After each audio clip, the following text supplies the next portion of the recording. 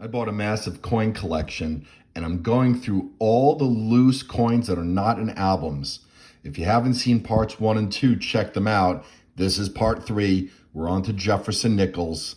Let's see if we have varieties, rarities. We know we have silver. Keep watching.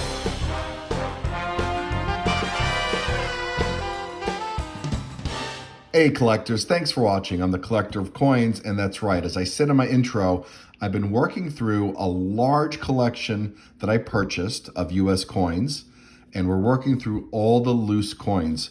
Today's video features Jefferson Nickels. If you've been watching my channel, you know I like hunting them, looking particularly for silver coins and coins for an album. None of these are going to be used for filling gaps in any of my albums that I'm hunting. But I want to look with you to see how many varieties and silver coins we have before we move on to the next video, which is all these early wheat cents. And yes, there are even some steel cents in here. So sit back and relax. Subscribe if you're not yet a subscriber. Give me a thumbs up. Share this video with a friend and we'll get started. I'm going to start going through this. We're going to pull out all the uncirculated later date ones, like there's some 61s and 62s to see if there's enough for a roll. Looking for a solid date roll, of course. Then we're going to pull out the silver, and then we're going to look for key date, semi-key dates, and varieties. All right, stay tuned. I'll bring you back in a moment. Well, as I've been pulling out all the coins from the 60s, we got some 61, 2, 3, 5, and 8 in here. I can tell you, there are a lot of key and semi-key dates in here. A number of coins from 1950. There's one. There's one. Some really great shaped coins. That's a 59. 46, 46. It looks uncirculated. This could be quite an epic hunt, or collection review, I should say. All right. I'm going to count up to see if we have a full roll of 62s. I don't think we do, but these are all uncirculated. Some have some weird toning on it, but we'll see if we can put this in a roll. Not a lot of value in this stuff. Pretty much a nickel each unless they're full stairs. I'm going to check for full stairs because those are hard to come by, and then we'll get back to this. All right, well, we ended up with a roll of mixed date from the 60s. No full stairs. These are all low-grade uncirculated AU. I'll pull them aside because people are looking for upgrades for the album sometimes, so these may do that. I'm not going to flip these now. I'll pull these aside and we're going to dig into the goodies right now. So probably the easiest way to do this is just to pull out all the silver coins first. I'm going to put in flips anything of exceptional quality, and everything else I'll just probably put in a baggie and sell at Silver Melt, unless there's a 1943 Denver, which is literally the hardest silver nickel for folks to find in circulation. And it's got the lowest mintage of any of the silver nickels. All right, we got 25 silver nickels, 2 really nice ones. This looks uncirculated. That looks AU. No 1943 Denvers, unfortunately. We got a 42, bunch of 43s, so we can look for some of the varieties here. Over mint marks, the 3/2, the double die obverse, a number of 45s, so we'll be able to look for the double die obverse, triple die obverse, and the 45D double die obverse. So I'll put a few underneath the microscope. We can look at a few together, and then we're going to move on. These two are going to go in flips. These are really nice, but we're going to check that uncirculated one to see if it's the 3/2 variety. Okay, so unfortunately, it's not the 3/2 variety. We'll see if there's any doubling on the eye. Nope, but this is a really great specimen, so we'll get that flipped up. I'm going to check the value. Definitely worth a few dollars. We'll see if it's worth more than a few. Hang on. Maybe worth about $8 in this condition. Very nice example. Not quite full stairs, unfortunately. All right, well, no varieties in the silver, but I pulled out the nicest looking coins that we had in that bunch over here. So we got a 1939 Philadelphia. We'll look for the double die obverse. 1950 out of Philly. That's a key date. This one is in really nice shape.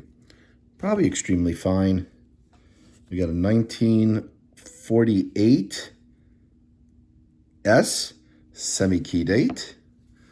And we got a 1949 S, another semi-key date. These are not in top shape now that I'm getting better look at them. Some of these 1946s and these two 1940s are AU to MS. One or two of them may even be, these two might be higher grade MS. I'm going to study them some more.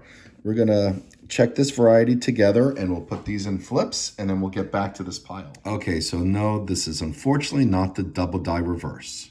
All right, well, we're going to look for more key dates in here. So if you just saw this, 38 DNS, 39 DNS, and 50D, we'll see if we find those. We know we did get some semi-keys. Actually, the 50 from Philadelphia is a semi-key. Let me fix that. Wow, we have 11 key date nickels between 38 and 39. I'll sort these into Denver and San Francisco. And we also found a really nice first year.